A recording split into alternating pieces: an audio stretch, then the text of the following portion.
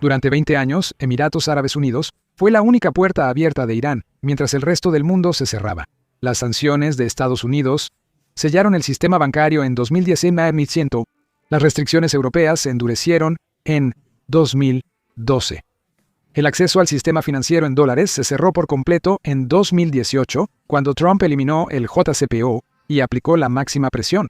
Como puedes ver, Dubái siempre estuvo abierto para las élites y funcionarios iraníes. Así es exactamente como los funcionarios iraníes pudieron robar miles de millones, tal vez incluso decenas de miles de millones, de la economía iraní y ponerlos en sus propios bolsillos. Este sistema bancario en la sombra permitió a Irán mover decenas de miles de millones de dólares por empresas anónimas hacia redes de grupos aliados de Irán, misiles y a los bolsillos de comandantes de la Guardia Revolucionaria y sus familias en el extranjero. Pero todo esto cambió cuando Irán empezó a atacar a los Emiratos Árabes Unidos solo para sobrevivir. Cuando comenzó esta guerra, los líderes iraníes se dieron cuenta rápidamente de que la única manera de mantener su control sobre el poder era incendiando toda la región. Y eso es exactamente lo que hicieron.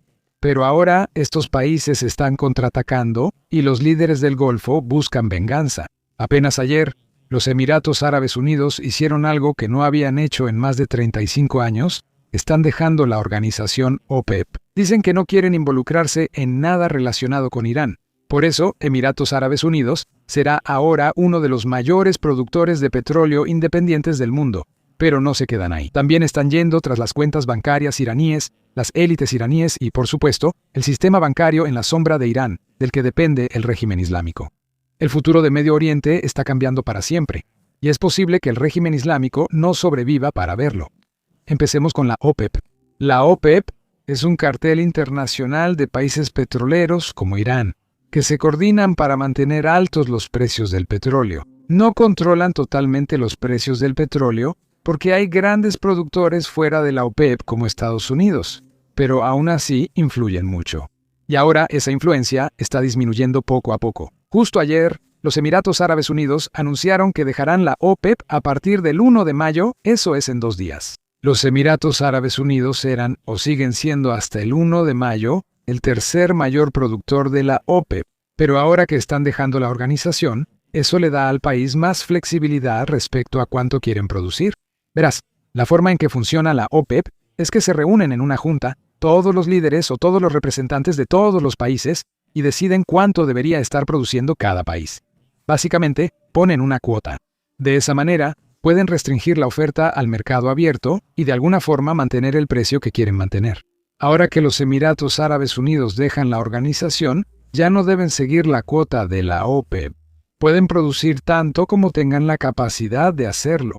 Ahora, aquí es donde sí quiero dar una imagen realista, porque esto claramente es una buena noticia, pero no es tan buena noticia como muchos la están haciendo ver, especialmente a corto plazo. Echa un vistazo a la cuota y la producción que los Emiratos Árabes Unidos han estado llevando a cabo bajo la organización. La cuota de la OPEP de los Emiratos Árabes Unidos era de 3.5 millones de barriles al día, pero la producción era solo de 2.2 millones de barriles por día, así que ya estaban muy por debajo de su cuota. Así que no es que la cuota les impidiera producir mucho. El ministro de Energía de Emiratos Árabes Unidos afirmó que al salir de la OPEP pueden subir su producción a 6 millones de barriles diarios si el mercado lo requiere y pueden venderlos. A largo plazo, si los Emiratos Árabes Unidos pueden llegar a 6 millones de barriles por día, definitivamente es una gran noticia para todas las personas en el mundo que compran petróleo, básicamente personas como tú y yo. Tal vez no sea bueno para las petroleras, pero ¿a quién le importa? La razón por la que los Emiratos Árabes Unidos producen menos que su cuota de la OPEP no es por la OPEP, sino por el Estrecho de Hormuz. El Estrecho de Hormuz está bloqueado por Irán, impidiendo la entrada y salida de barcos y petroleros. Por eso, los Emiratos Árabes Unidos no producen tanto como la OPEP permite, pero tienen cómo evitarlo. Mira este mapa. Verán, los Emiratos Árabes Unidos tienen un oleoducto que cruza el país y básicamente entrega el petróleo al otro lado del Estrecho de Hormuz. Evita el estrecho. Antes, los Emiratos Árabes Unidos solo transportaban el petróleo de su campo al puerto más cercano, y el buque tanque lo llevaba por el Estrecho de Hormuz hasta el comprador. Pero ahora que Irán ha cerrado el Estrecho de Hormuz, lo que están haciendo los Emiratos Árabes Unidos es básicamente transferir el petróleo a través del país por este oleoducto. Pero desafortunadamente, este oleoducto no tiene mucha capacidad. Creo que tiene capacidad para aproximadamente 1.5 millones de barriles de petróleo por día, y ese es el cuello de botella, no el estrangulamiento, ese es el cuello de botella en este momento. Es decir, los Emiratos Árabes Unidos pueden producir más, pero no pueden exportar más hasta que el estrecho de Hormuz vuelva a abrirse. Y por eso están produciendo mucho menos de lo que tienen capacidad para producir. Pero a largo plazo, esto definitivamente no es una buena noticia para Irán, porque es otra señal más de que los Emiratos Árabes Unidos no quieren tener nada que ver con Irán. Y si fueras un ministro o un ciudadano de los Emiratos Árabes Unidos, sabrías por qué. Mira lo que Irán ha hecho en los últimos 60 días. Verás, durante la guerra, Irán lanzó más cohetes y más misiles contra los Emiratos Árabes Unidos que contra cualquier otro país al que atacó. Esto incluye a Israel, que era un país que estaba atacando directamente a Irán. Aún así, Irán atacaba a los Emiratos Árabes Unidos y destruía aeropuertos, puertos e instalaciones petroleras, todo lo que podía alcanzar. Desde la perspectiva emiratí, esto no tenía sentido, ya que los Emiratos Árabes Unidos nunca autorizaron a Estados Unidos a usar sus bases ni su espacio aéreo para atacar a Irán. No estaban involucrados en esa guerra. Irán estaba molesto, porque los Emiratos Árabes Unidos forman parte de los acuerdos de Abraham y son de los pocos países en Medio Oriente que reconocen a Israel como Estado. Y esa es exactamente la razón por la que Irán estaba atacando a los Emiratos Árabes Unidos más que a cualquier otro país de la región. Y por supuesto, Irán también pensó que, oye, si atacan edificios civiles y departamentos residenciales dentro de un país, tal vez eso pondría más presión sobre Estados Unidos para detener esta guerra. Básicamente querían llevar a cabo un ataque terrorista con la esperanza de que el régimen sobreviviera. Bueno, ¿adivina qué? Los ministros de los Emiratos Árabes Unidos y, por supuesto, los ciudadanos de los Emiratos Árabes Unidos no han olvidado esto. Dicen públicamente que no hay marcha atrás tras lo que hizo Irán. Nunca podrán reconstruir la confianza con el régimen iraní. Escucha esto. Para reconstruir su relación en la región, y sí lo necesita. Y digo reconstruir la relación porque no creo que la confianza se recupere. Son dos cosas diferentes. No puede ser atacado con 2.800 misiles y drones y luego hablarme de confianza. Eso tomará muchísimo tiempo. Ahora, desde el punto de vista iraní, ellos creen que esto era algo que tenían que hacer.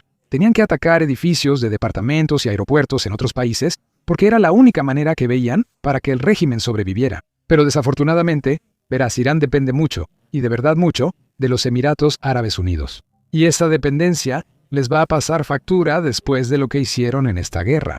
Para entender de lo que estamos hablando aquí, echa un vistazo a este anuncio del Departamento del Tesoro de Estados Unidos que se hizo ayer. Hoy, como parte de la Operación Furia Económica, la Oficina del Tesoro ha designado a 35 entidades e individuos que supervisan la arquitectura bancaria en la sombra de Irán y facilitan el movimiento de decenas de miles de millones de dólares en ganancias ilícitas. Estas redes permiten que las Fuerzas Armadas de Irán, incluida la Guardia Revolucionaria Islámica, accedan al sistema financiero internacional para recibir pagos por ventas ilícitas de petróleo, comprar componentes sensibles para misiles y otros sistemas de armas, y transferir dinero a grupos terroristas aliados de Irán.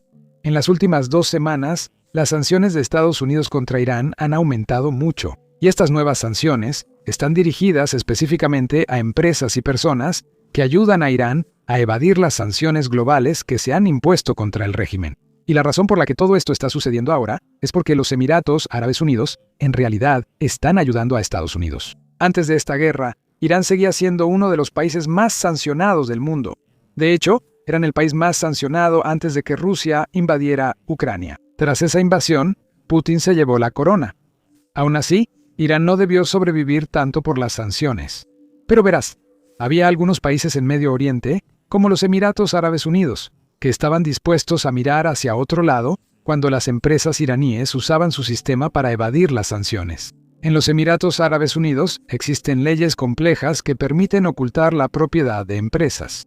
Esto es algo de lo que Rusia también se ha estado aprovechando para evadir sanciones desde que invadieron Ucrania. Puedes crear una empresa sin poner el nombre de una persona y solo tener un certificado de propiedad, que es un papel que indica quién es el dueño.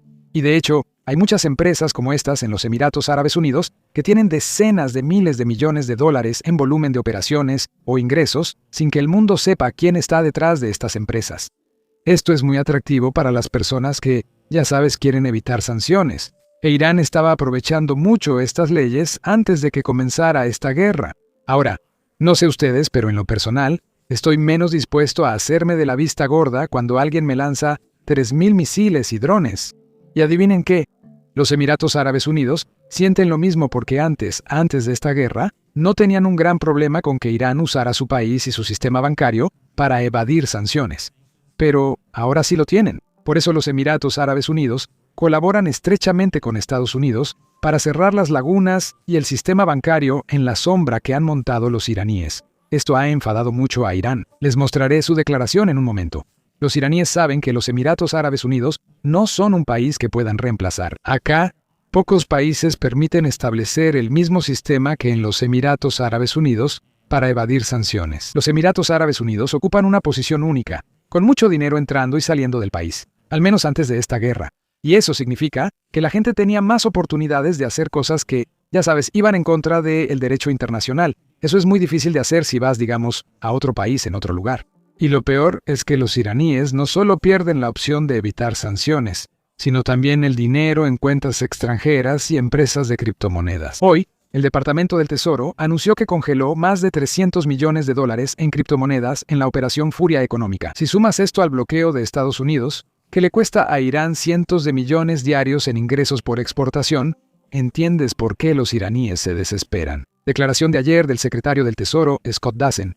La isla de Kark, principal terminal petrolero iraní, casi llega a su capacidad de almacenamiento. Esto obligará al régimen a reducir la producción de petróleo, causando otros $170 millones diarios en ingresos perdidos y daños permanentes a la infraestructura petrolera de Irán. El Departamento del Tesoro mantendrá la máxima presión.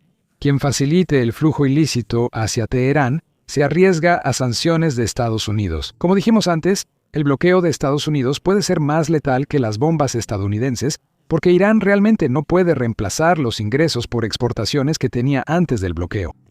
No pueden simplemente enviar el petróleo por un oleoducto o algo así, y eso significa que literalmente les falta desesperadamente dinero.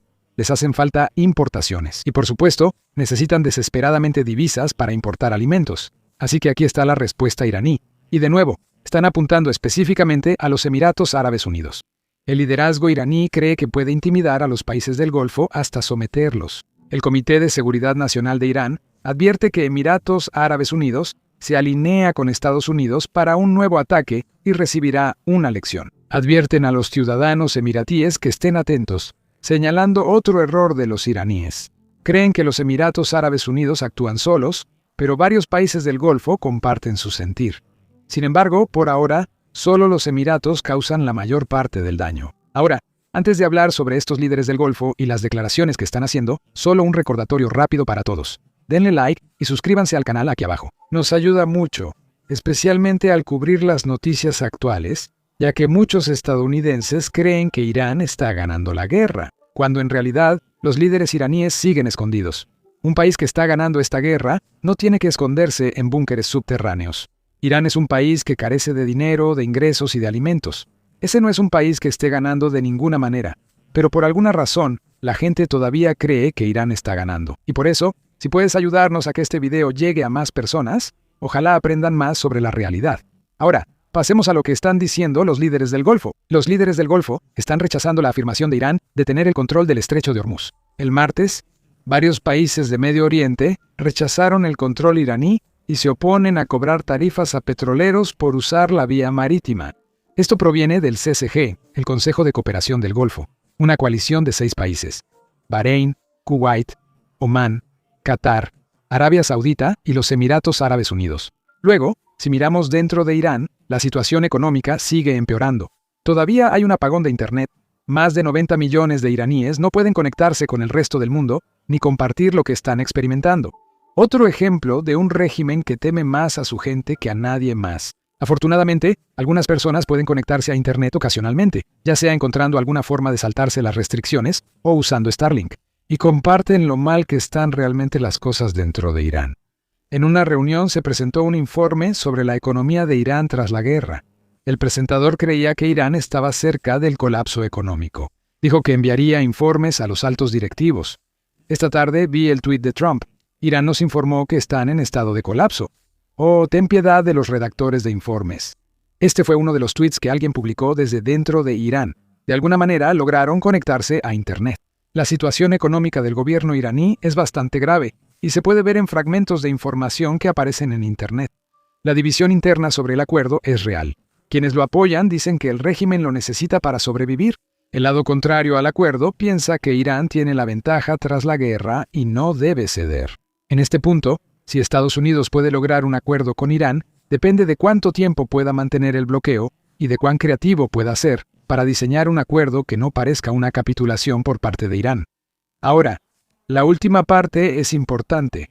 No se argumenta que Estados Unidos deba renunciar a todas sus demandas previas a la guerra, sino que el acuerdo debe presentarse y difundirse sin que parezca que los iraníes solo se están rindiendo. Y la razón de esto es porque si parece que los iraníes se están rindiendo, y si Estados Unidos se jacta demasiado, entonces será difícil para la delegación iraní vender el acuerdo a la Guardia Revolucionaria Islámica o incluso al público iraní, especialmente al público que apoya al régimen islámico. Y por eso, si el acuerdo se puede presentar de una manera en la que Estados Unidos obtenga todo lo que quiere, sin que parezca que Irán se está rindiendo en esta guerra, Irán ha perdido esta guerra. Esto es algo que el expresidente George H.W. Bush hizo muy bien cuando la Unión Soviética colapsó en 1991. Él no se enfocó en presumir que Estados Unidos y Occidente ganaron la Guerra Fría. Él estaba más enfocado en asegurarse de que pudiéramos manejar este colapso de una manera que no creara un gran problema para el resto del mundo. Aquí es donde quiero que vuelvan a poner atención en la reunión que tuvo lugar en Pakistán hace aproximadamente 3 semanas. Después de esa reunión, vimos algunos informes, o tal vez incluso durante la reunión, vimos que salieron algunos informes, que decían que Estados Unidos no estaba planteando la prohibición iraní del enriquecimiento como enriquecimiento cero, sino que más bien Estados Unidos quería plantearlo como una moratoria, es decir, que Irán no enriquecería uranio durante los próximos 20 años y después de eso, con suerte habría un nuevo acuerdo. Ahora, por supuesto, esta parte en sí no nos dice mucho sobre si un acuerdo es bueno o no desde el punto de vista de Estados Unidos.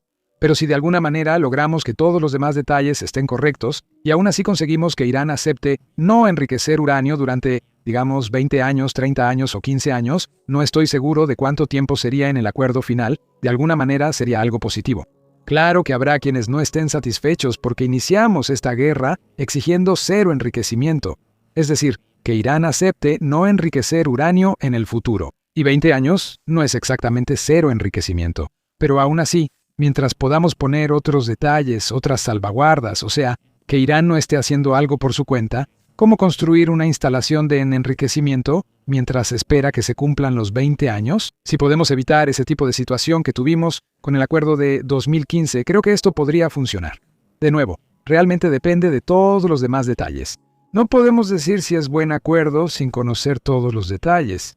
Veamos qué sucede después. Ayer hablamos de que Irán está enviando a Estados Unidos una segunda versión de una propuesta de paz porque Estados Unidos rechazó la primera. Hasta ahora, no tenemos ningún detalle sobre si esta segunda versión ya fue enviada a Estados Unidos, o qué contiene o qué va a contener. Por eso no cubrí esa parte en este video, pero en cuanto tengamos más información sobre eso, nos aseguraremos de hacer un video actualizado. Así que asegúrense de darle like y suscribirse aquí abajo, y nos vemos en el próximo video.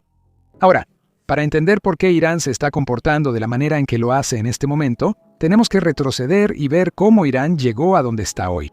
Eso no solo significa regresar a 1979, cuando ocurrió la Revolución Islámica. De hecho, tenemos que ir aún más atrás, hasta cuando la dinastía Qajar gobernaba Irán en el siglo XIX, y ver cómo las decisiones que tomó la clase gobernante en ese entonces todavía afectan a Irán hasta el día de hoy.